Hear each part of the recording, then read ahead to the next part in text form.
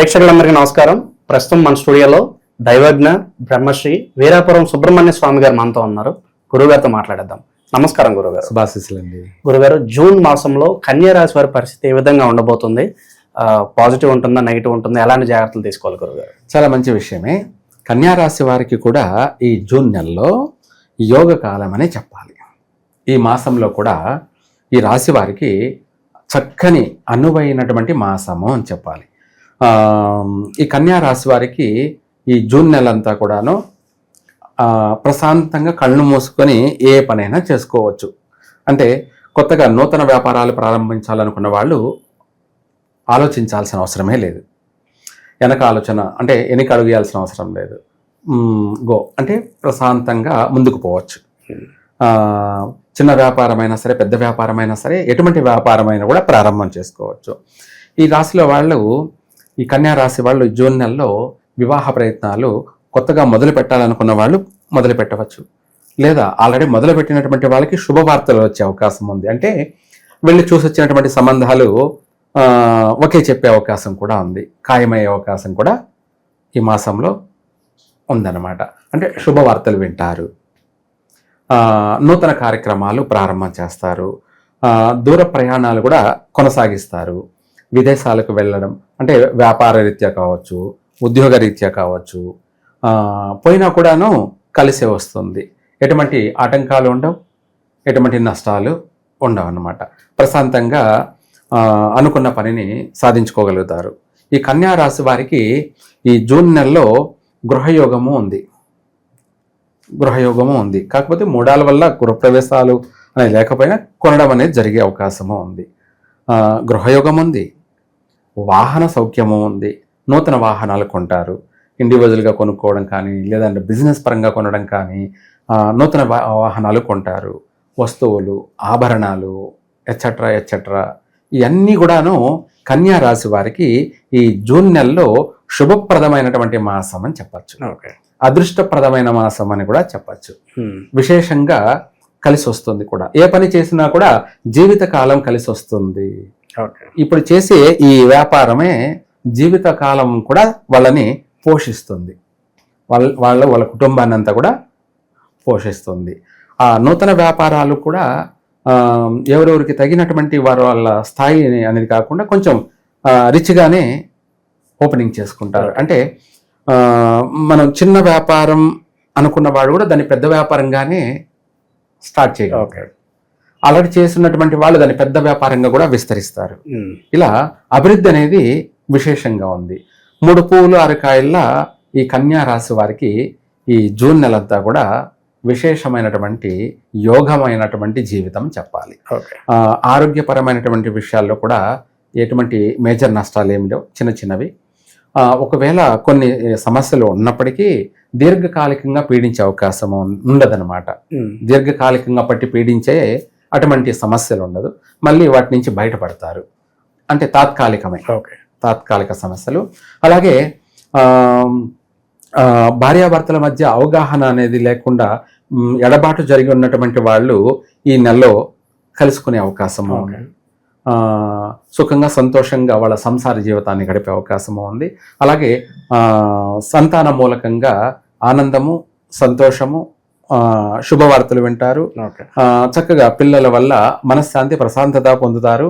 చక్కగా కలిసి వస్తుంది. వాళ్ళ వల్ల కూడా వీళ్ళకు మంచి పేరు ప్రఖ్యాతులు కూడా వస్తాయి. పిల్లల వల్ల తల్లిదండ్రులకి మంచి పేరు ప్రతిష్టలు కూడా లభిస్తాయి. ఇలా చెప్పుకుంటూ పోతే ఈ జూన్ నెల, ఈ జూన్ మాసం అంతా కూడా ఎప్పుడైనా సరే, ఈ మాసంలో ఎప్పుడైనా ప్రారంభం చేసుకోవచ్చు. ఎటువంటి పని అయినా కూడా ప్రారంభం చేసుకోవచ్చు. అన్నదమ్ములతోనూ, కుటుంబ వ్యక్తులతోనూ సఖ్యత అంటే ఆనందంగా కలిసిమెలిసి, ఏమన్నా కలహాలు ఉన్నా కొన్ని ఆస్తి తగాదు వల్ల విడిపోయే వాళ్ళు ఉంటారు. అవును, అటువంటి సమస్యల నుంచి బయటపడతారు. రెండోది వచ్చేసి దూర ప్రయాణాలు కొనసాగిస్తారు. కొత్త వ్యక్తులతో పరిచయాలు ఏర్పడతాయి. వాళ్ళ వల్ల కూడా వీళ్ళకు కలిసే వస్తుంది. అంటే నూతన పరిచయాలు కూడా వీళ్ళకు కలిసి వస్తాయి, సహకరిస్తారు. ప్రతి పనిలో కూడా వీళ్ళకు విజయవంతంగానే పూర్తి చేయగలుగుతారు. విద్యార్థుల విషయంలో కావచ్చు, ఉద్యోగం గురించి ప్రయత్నం చేసేవాళ్ళు తప్పకుండా ప్రయత్నం చేసుకోవచ్చు. మంచి ఉన్నత ఉద్యోగ ప్రాప్తి ఈ సమయంలో గురుగారు విదేశాలకు వెళ్తే కనుక అక్కడే స్థిరపడే ఛాన్స్లు ఎక్కువగా ఉన్నాయంటారు. 100% ఉన్నాయి. అంటే అక్కడ బాగలేదు పరిస్థితి, ఇక్కడ మీరు ఇలా చెప్తున్నారు అనుకునే వాళ్ళు కూడా ఉంటారు. ఎవరి తలరాత వాళ్ళదే, ఎవరి విధిరాత వాళ్ళదే, ఎవరు ఏమీ చేయలేరు. ప్రపంచంలో ఎప్పుడు ఎక్కడ ఏం జరగాలో అది జరిగిపోతూనే ఉంటుంది, అది జరుగుతూనే ఉంటుంది. విశేషమైనటువంటి అనుకూలమైన వాతావరణమే. విదేశాలకు వెళ్ళినా కూడా అక్కడ స్థిరపడగలరు. ఎటువంటి ఆటంకాలు ఉండవు, ఎటువంటి ఇబ్బందులు లేవు, మళ్ళీ మధ్యలో ఎటువంటి డిస్టర్బ్ కూడా జరిగే అవకాశం ఉండదు. చక్కగా కలిసే వస్తుంది, ప్రశాంతంగా ప్రయత్నం చేసుకోవచ్చు, వెళ్తారు కూడా, స్థిరపడతారు కూడా. చాలా వరకు శుభ ఫలితాలు ఉన్నప్పటికీ గురుగారు అలాంటి విషయంలో చాలా జాగ్రత్తగా ఉండాలి, లేదంటే అవరోధాలు వస్తాయంటే ఏం చెప్తారు? మేజర్ నష్టాలు అయితే ఏమీ లేవు, వాస్తవంగా అయితే లేవు, చిన్న చిన్న సమస్యలే. అయితే ఏది ఏమైనా కూడా మనం ఓవరాల్ గా రాశిలో అందరికీ అలాగే ఉంటుందా అంటే పొరపాటు.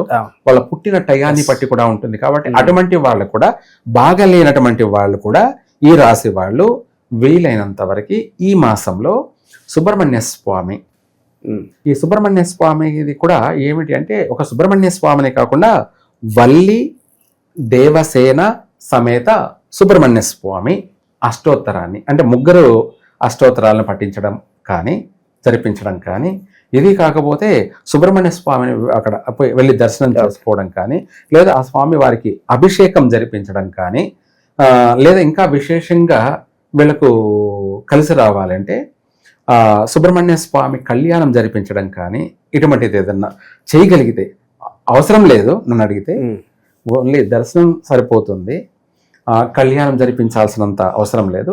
లేదు ఇంకా దానికంటే స్థాయి పెంచుకుంటే, అంటే అభిషేకం, సుబ్రహ్మణ్య స్వామికి అభిషేకం జరిపించినా కూడా ఇంకా బాగుంటుంది. ఇది కూడా చేయిస్తే తీరాలన్నంత ఇదేమి లేదు.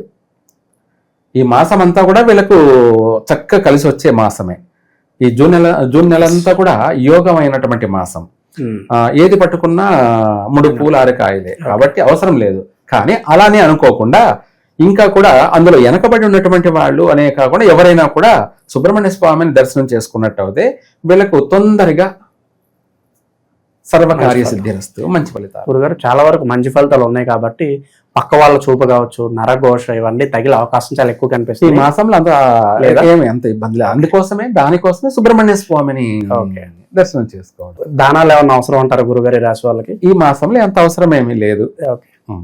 సో ఓవరాల్ గా జూన్ మాసంలో ఈ రాశి వాళ్ళందరూ కూడా ఏ విధంగా ఉండబోతుంది, ఎలాంటి రెమెడీస్ చేసుకోవాలి, చాలా బాగా వివరించారు గురుగారు. ధన్యవాదాలు గురుగారు. సర్వే జన సుఖినో భవంతు.